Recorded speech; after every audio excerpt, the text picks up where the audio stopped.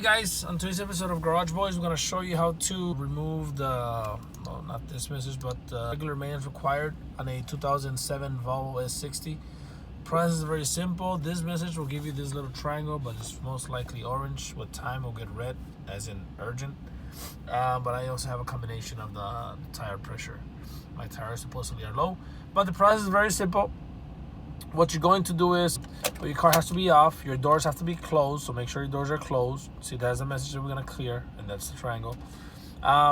What you have to do is just make sure your car's off. It's in the off position. Put the key in the ignition. Just put it in the ignition.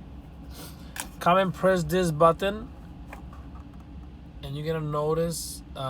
Just hold it in for a couple of seconds. Now you're gonna turn the ignition in the on position, and but don't turn the car on, just into the on position, so don't go all the way.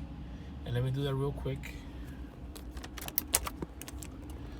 Okay, and now just wait, just hold it. Now the triangle is gonna blink. Once it blinks, you're gonna let go of the button. So just hold it, it's blinking, let go. Okay, now you're gonna bring back the key, and now we gotta turn on the car. Okay, so car's on, and tire service, I had that before.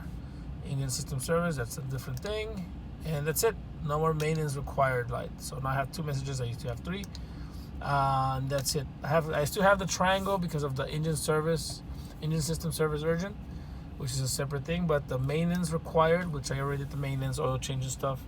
So that's it, guys. There's a Volvo S60.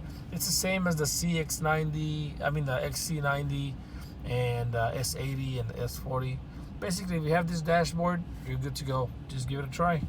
I hope this video helped. Thanks for watching. Please like and subscribe.